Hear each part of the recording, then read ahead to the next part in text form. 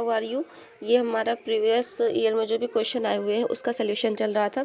इसमें क्वेश्चन में 4 ऑप्शन के साथ साथ आपको एक्सप्लेनेशन भी मिलेगा कि किस तरीके से इसका आंसर आ गया, और क्वेश्चन में जो भी पॉइंट्स आ रहे हैं उन सारे डाउट्स को मैं क्लियर करूँगी इंशाल्लाह। बाकी कल के लिए सॉरी, कल मैं अपलोड नहीं कर पाई because due to some casualty in my home and but today we will start 2020। ये क्वेश्चन जो है आपका 2020 में आया हुआ है CBSE का। इसके पहले मैंने एक क्वेश्चन कराया था, उसका एक्सप्लेनेशन भी कराया हुआ था। तो आपको अगर वो चाहिए तो आप प्रीवियस वीडियो देख लेंगे, तभी ज़्यादा समझ में आएगा। ठीक है, चलिए नेक्स्ट क्वेश्चन आपका क्या कह रहा है। Without wasting any time let's discuss. कह रहा है कि in excretory system of human beings, आदमी के ह्यूमन बीइंग्स के इंसानों के एक्सक्रीटरी सिस्टम में some substances in the initial filtrate, कुछ चीज़ें शुरू के फिल्ट्रेशन में जैसे कि amino acid, salts, glucose and water are selectively reabsorbed, और जो है वो सेलेक्टिवली रीएब्जॉर्ब हो जाती हैं।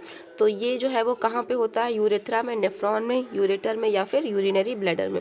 तो यहाँ से आपको एक चीज़ ये निकल के आ गई कि एक्सक्रीटरी सिस्टम क्या होता है, ठीक है, ग्लूकोज क्या होता है, अमाइनो एसिड क्या होता है, और सेलेक्टिवली परमिएबल का मतलब क्या होता है। तो 4 चीज़ें आपको यहाँ पे मिली हैं।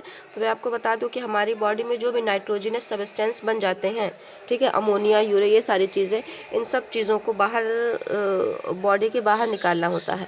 अगर ऐसा नहीं होगा तो ये बॉडी में ही एब्जॉर्ब हो जाएंगी और ये बॉडी के लिए बहुत ज़्यादा हार्मफुल और टॉक्सिसिटी बनाएंगी। ठीक है, जब हमने डाइजेशन सिस्टम पढ़ा हुआ था, डाइजेस्टिव सिस्टम, ठीक है, जब आपने ह्यूमन डाइजेस्टिव सिस्टम पढ़ा हुआ था तो इसमें जो भी चीज़ें इजेक्ट हो रही थी, जो भी जिस भी चीज़ का इजेक्शन हो रहा था वो आपका था अनडाइजेस्टेड फूड।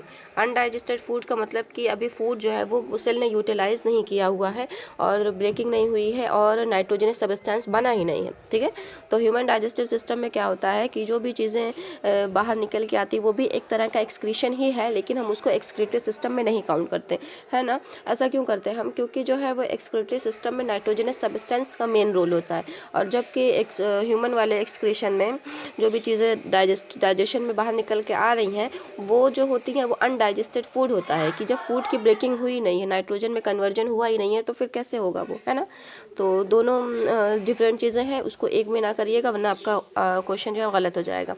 बाकी एक्सक्रीटरी सिस्टम जो है वो एक चीज़ से मिलकर के बना नहीं होता है, किसी भी चीज़ का सिस्टम जो है वो अकेले से आप सिस्टम नहीं बना सकते।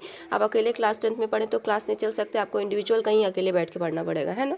तो यही सारी चीज़ें होती हैं। तो सिस्टम के लिए क्या हुआ, एक्सक्रीशन के लिए किडनी मेन रोल प्ले करती है, और पेयर ऑफ किडनी होती हैं, इसे एक पाइप निकल के आती है, पेयर ऑफ यूरेटर, फिर एक गोल सा स्ट्रक्चर होता है यूरिनरी ब्लैडर, और फिर यूरेथ्रा होता है। ठीक है, तो ये जो यूरेथ्रा होता है ये यूरिन के इजेशन का पार्ट होता है। यूरेथ्रा मेल और फीमेल में दोनों में प्रेजेंट होता है। ठीक है, जब हम रिप्रोडक्टिव स्ट्रक्चर पढ़ेंगे तो हम ये भी देखेंगे कि ये जो यूरेथ्रा जो होता है वो हमारे मेल के रिप्रोडक्टिव पार्ट में का भी एक हिस्सा होता है, जब आप डायग्राम बनाते हैं ना। तो खैर अभी यहाँ पे तो ह्यूमन रिप्रोडक्टिव सिस्टम तो नहीं पढ़ रहे हैं ना, हम तो एक्सक्रीटरी सिस्टम पढ़ रहे हैं कि, और पढ़ भी नहीं रहे, हम तो MCQ सॉल्व कर रहे हैं। तो वहाँ पर एक टर्म है इसलिए मैंने आपको बता दिया।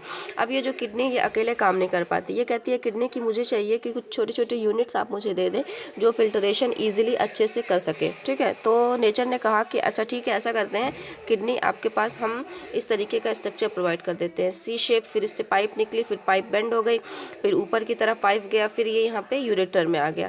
तो ये जो स्ट्रक्चर है इसी को नेफ्रॉन कहा जाता है, इसी को structural and functional unit of kidney कहा जाता है। मिलियंस ऑफ ये प्रेजेंट होती है, इसका नाम अलग है। ये सारी चीज़ें डिटेल मैंने आपको बता दी हैं ऑलरेडी इन क्लास में। ये अलग है, इसका नाम, यहाँ पे जो आके आर्टेरियोल मिल रही हैं वो भी अलग है, इसका नाम अलग है, ये अलग होता है, सारी चीज़ें अलग अलग हैं। ठीक है, इसको नेफ्रॉन कहा जाता है, इसी से किडनी मिल करके बनी हुई होती है। तो कह रहा है कि एक्सक्रीटरी सिस्टम में जो इनिशियल फिल्ट्रेशन होता है, शुरू में जो फिल्ट्रेशन होता है, जैसे कि ग्लूकोज, अब हमने खाया था कार्बोहाइड्रेट, लेकिन हमारी बॉडी ने, डाइजेस्टिव सिस्टम ने, रिस्पायरेटरी सिस्टम ने उसको ग्लूकोज में कन्वर्ट कर दिया। हमने खाया था प्रोटीन, लेकिन डाइजेस्टिव सिस्टम ने और रिस्पायरेटरी सिस्टम ने उसको क्या कर दिया, ब्रेक डाउन कर दिया और स्मॉलेस्ट फॉर्म में स्टोर कर दिया बॉडी में, जो कि क्या हो गया, अमाइनो एसिड हो गया। इसी तरीके से सॉल्ट्स भी होता है, इसी तरीके से वाटर, सारा कुछ होता है।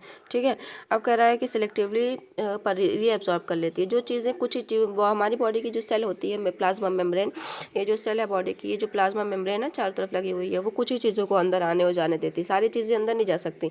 तो इसीलिए जो सेल अपने अंदर कुछ चीज़ों को आने जाने देगा उसको सेलेक्टिवली परमेबल कहा जाता है। परमेबल मतलब आने देना, सेलेक्टिवली मतलब सेलेक्टेड चीज़ों को, ठीक। तो वही कह रहा है कि जो हो जाता है इनिशियल फिल्ट्रेशन में रीएब्जॉर्ब हो जाती सारी चीज़ें, तो वो किधर होता है? तो यूरेथ्रा, मैंने आपको भी बताया कि ये किडनी है, ये यूरेटर है, ये यूरिनरी ब्लैडर और यूरेथ्रा है। तो जाहिर सी बात है यूरेथ्रा से तो यूरिन निकलेगा, तो ये तो गलत हो गया। अब क्या कह रहा है यूरेटर, यूरेटर जो है तो यूरिन को यूरिनरी ब्लैडर में लाता है, ये भी गलत हो गया। यूरिनरी ब्लैडर जो होता है स्टोर करता है। तो अगर आपको 3 ऑप्शन पता है कि कहाँ से लिया गया है, कहाँ से क्या उसके बारे में पता है, तो आप अल्टीमेटली 4th आंसर सही कर लोगे, ठीक है। लेकिन अगर आपको याद है सारी चीज़ें तो 100 बेटर है, ठीक है। लेकिन अगर आपको क्वेश्चन समझ में नहीं आ रहा है तो ऑप्शन देखिए क्या लिखा हुआ, उसको कनेक्ट करिए कहाँ से वो लिया गया है, तो अल्टीमेटली आपको आंसर मिल जाएगा, ठीक है। चलिए इसका एक्सप्लेनेशन देख लेते हैं क्या लिखा हुआ है। कह रहा है कि नेफ्रॉन जो है वो फिल्टरिंग यूनिट है। अभी मैंने आपको बताया कि फिल्टर नेफ्रॉन से ही होता है, ठीक है। It has different parts like Bowman capsule and glomerulus and tubular region. यही बुमन कैप्सूल हो गया, ये बुमन कैप्सूल हो गया और ग्लोमेरुलस हो गया, दोनों को मिला करके क्या कहा जाता है? मैल्पीजियन बॉडी कहा जाता है, ठीक है। कह रहा है ट्यूब्यूलर रीजन यानी कि ये ट्यूब्यूलर वाला पार्ट सॉरी ट्यूब्यूलर वाला पार्ट हो गया, ठीक। और ये जो होता है लूपा फैनले हो गया, फिर ये कलेक्टिंग डक्ट, यहाँ पे यूरिन जा करके कलेक्ट हो जाता है। तो वही बता रहा है कि कौन कौन से पार्ट होते हैं इसके, ठीक है।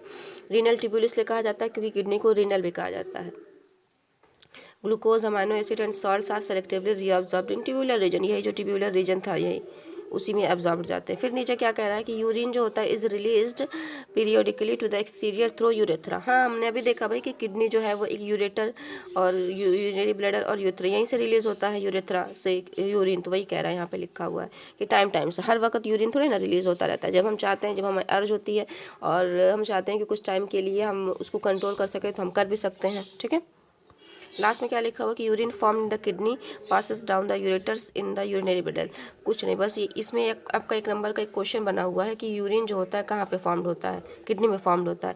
वही कह रहा है कि ये जो किडनी थी जहाँ पे ये ग्लोमेरुलस बना हुआ था, ये इस तरीके का स्ट्रक्चर किडनी के अंदर प्रेजेंट है। तो यहाँ पे सारा फिल्ट्रेशन हो गया।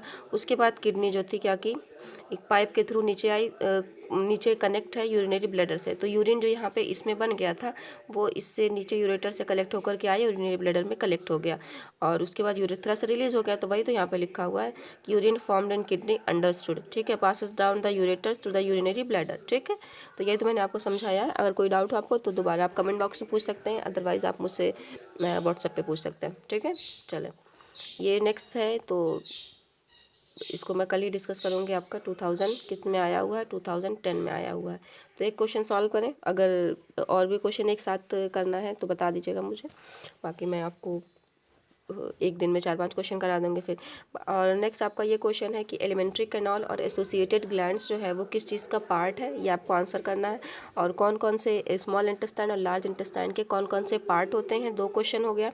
और थर्ड क्वेश्चन है आपका कि कंप्लीट डाइजेशन जो है वो कहाँ पे होता है, कंप्लीट डाइजेशन जो है वो कहाँ पे होता है। तो 3 क्वेश्चन आपको सॉल्व करके देने हैं, ठीक है। चले, okay, good bye, take care, पढ़ते रहें और क्योंकि आपने ही टॉप करना है, ठीक है। चले, बेस्ट ऑफ लक।